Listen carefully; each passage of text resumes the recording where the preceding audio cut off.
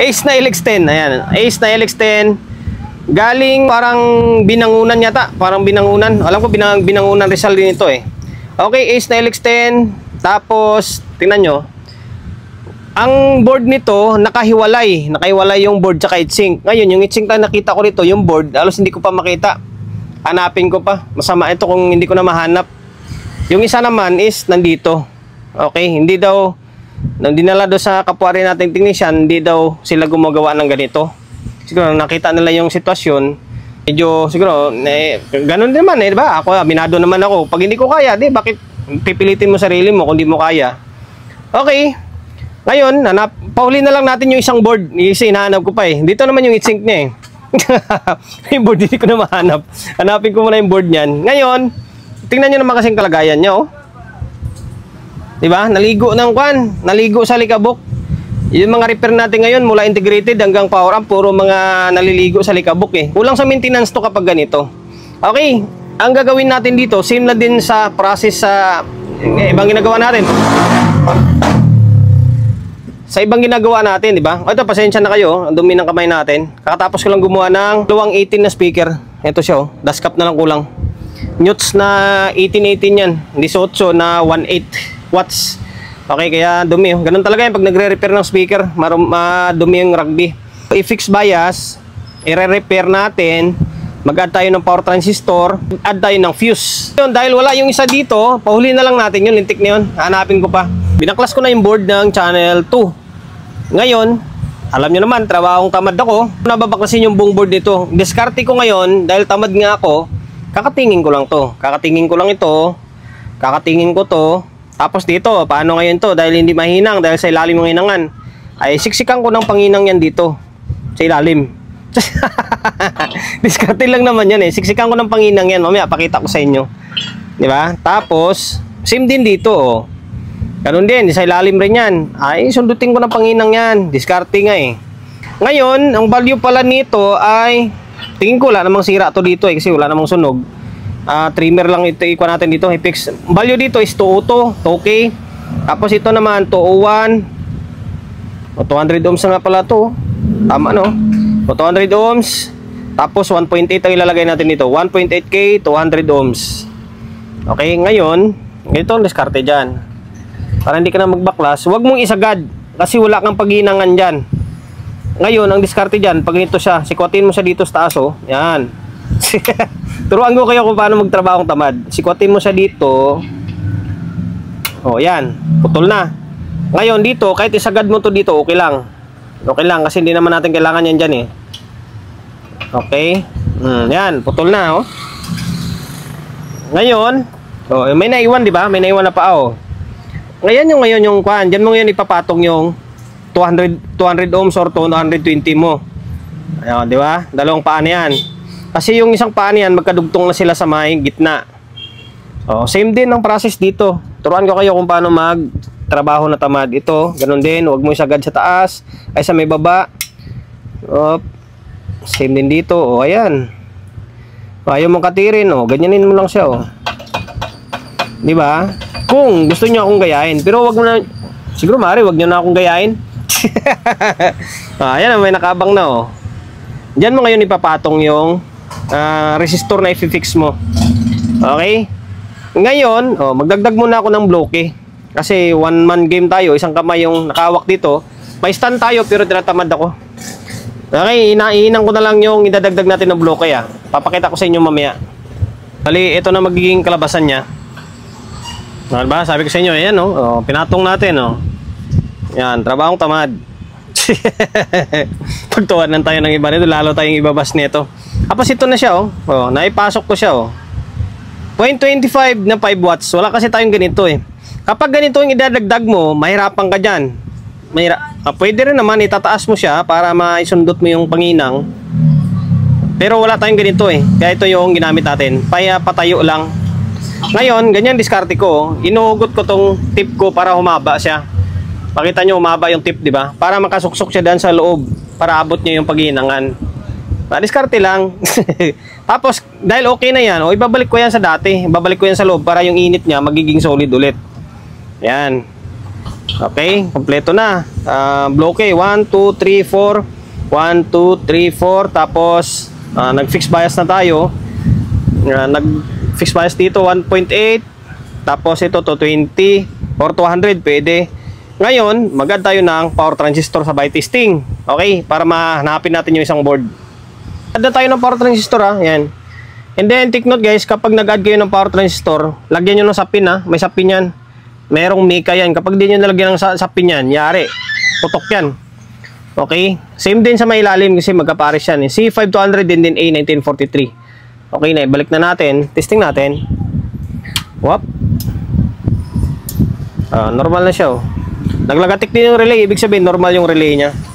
Ngayon, pakita ko sa inyo yung bias kasi lagi na lang hindi ako nagsusukat ng bias kasi nga kabisado ko na ito.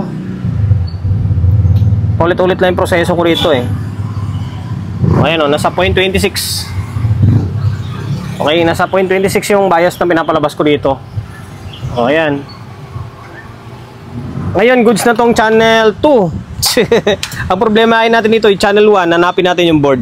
Nakita ko na yung board ng kapares niya.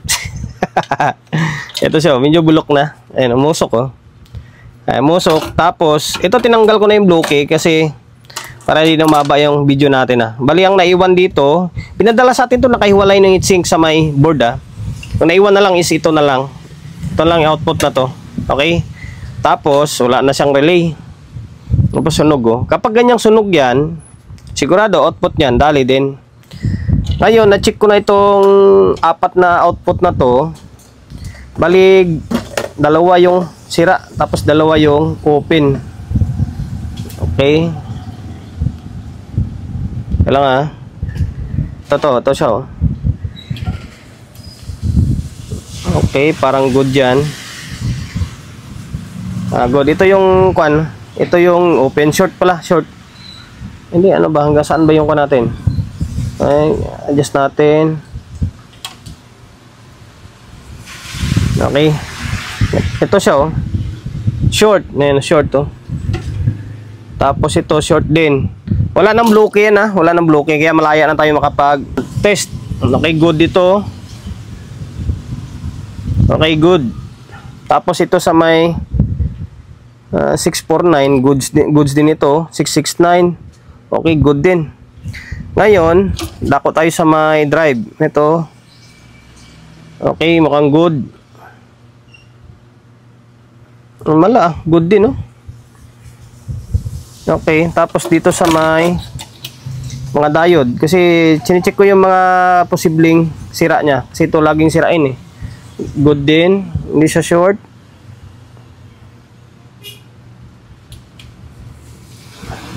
Good din ito.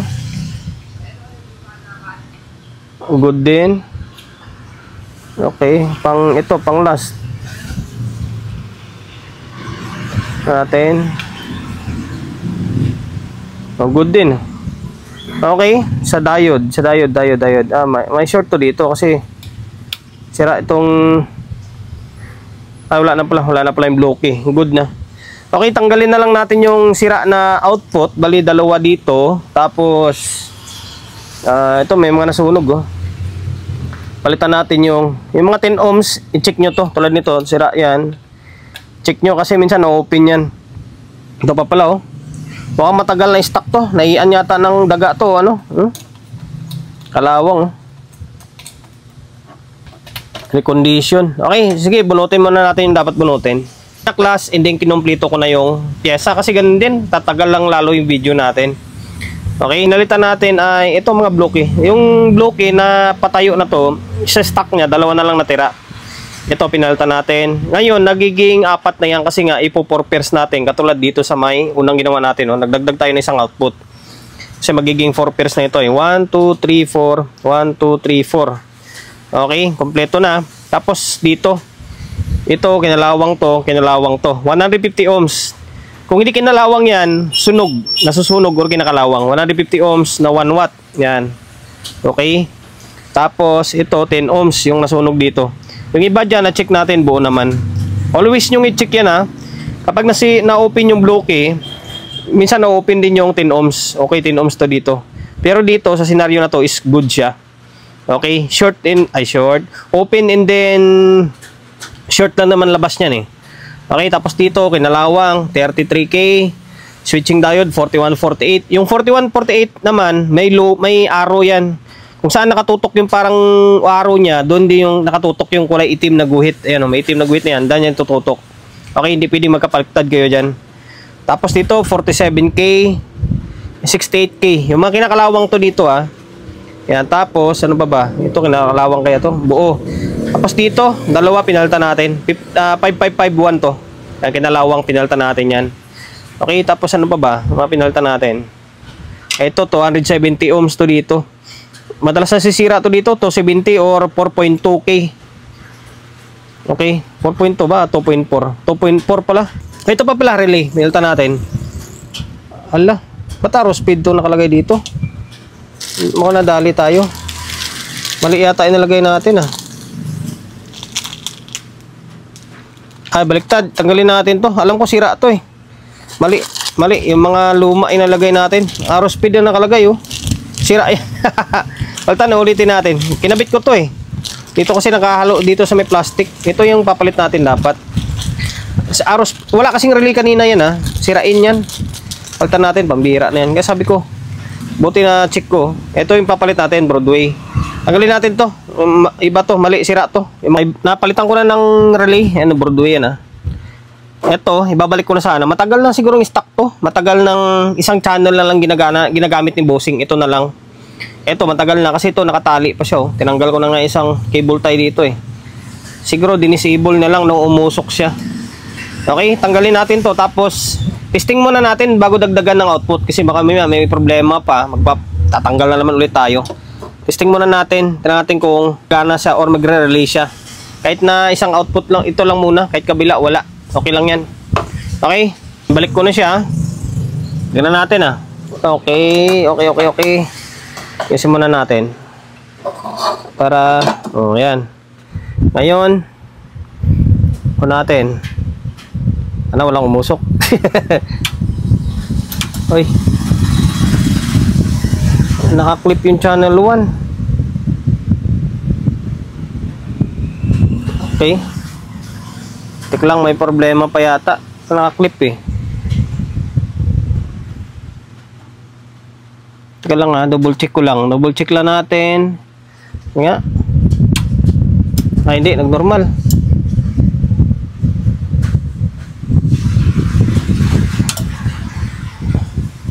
Naka-protect pa rin siya. Nga.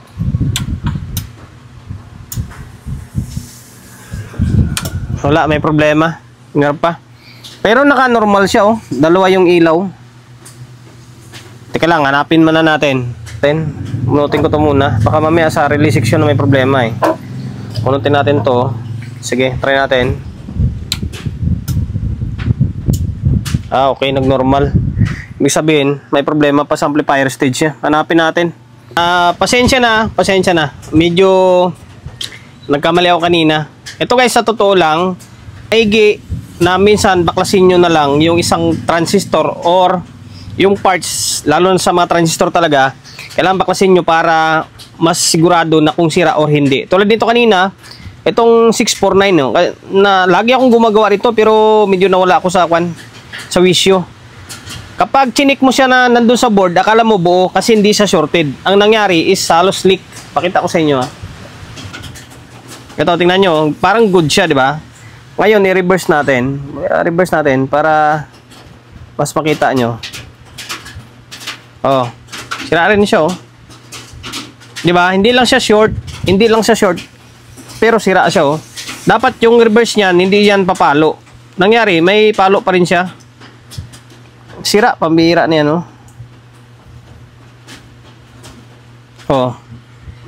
ang hirap. Sira, 669. Lagi nyong tandaan, kapag ganitong may mga sunog niyan, tapos sira yung mga output, yung 669, kadalasan sira yan. Ngayon, ang sulat niya may nakasulat yan 669. Dapat sa loob yan. Kapag nagpalit kayo niyan, nasa loob yan, hindi sa labas.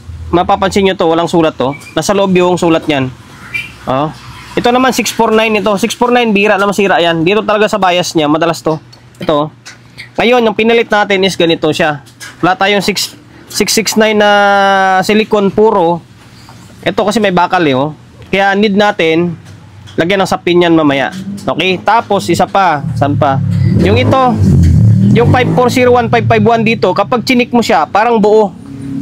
Parang buo siya, pero kapag binaklas mo, sira. Kaya, pambira, oh. Saan na? Dalawa to kanina.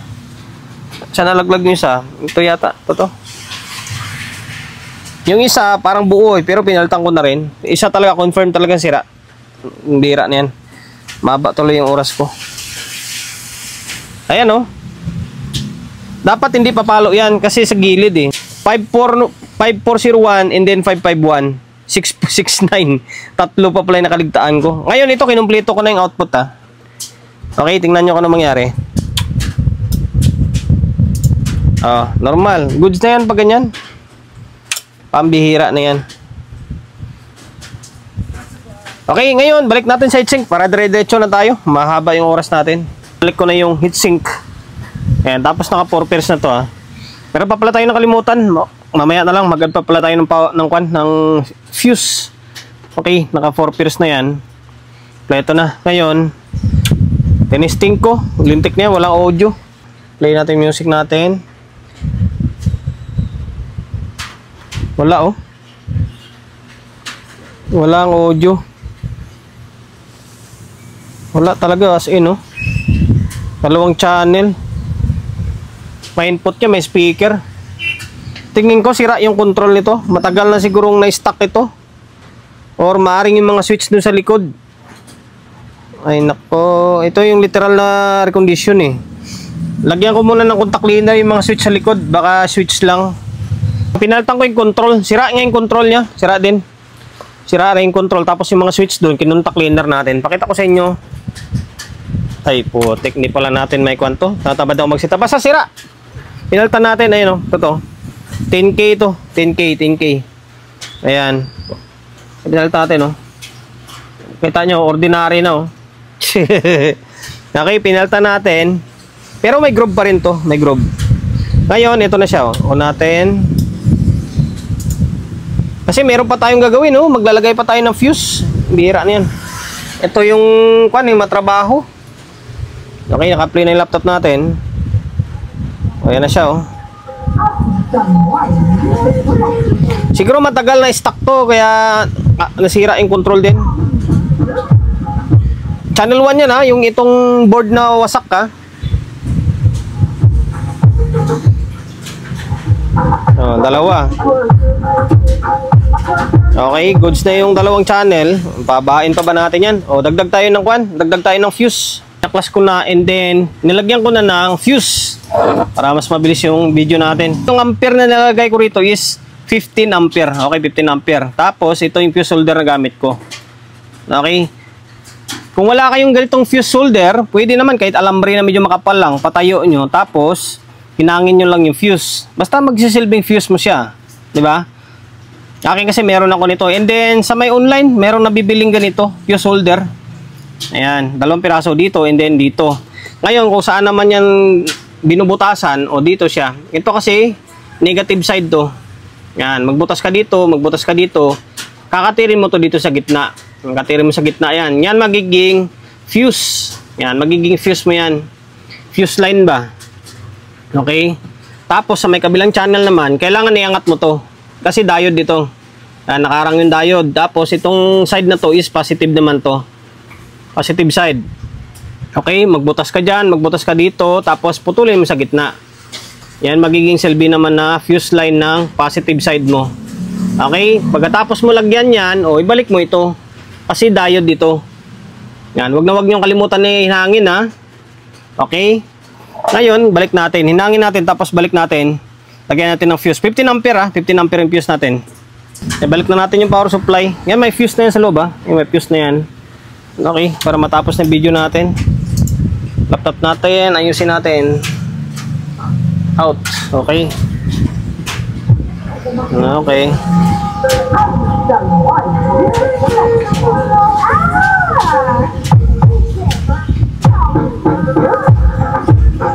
Solid din, lakas.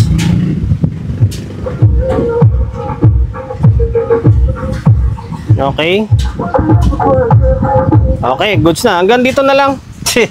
Or ganyan yung diskarte ko pag nagre-recondition ako. Kita nyo naman, di ba? Kalas-kalas na yung board kanina. Meron pa akong ginawa na mas malala. Parang tagig yata yun na nung nakarang taon pa natin. Mas malala pa yun. Pero nagawa naman natin kasi sabi ko nga sa inyo, kabisado ko na yung ace na ito. Ito sir, maraming salamat ha. Sugakatiwala mo ng unit mo rito sa akin ha. Okay na itong ace na LX10 mo. And then sa mga tropa natin dyan, sa nakapanood ng video natin ngayon, dahil umabot ka sa ganitong punto ng video natin, baka pwedeng makahingi ng subscribe nyo dyan ha. Sige. Okay, pindutin mo na subscribe. Ayan, sige. Isa lang. Okay, pindot ng button sa may gilid ah. Ayan, para manonotify kayo kapag meron tayong bagong upload. Ayan, salamat.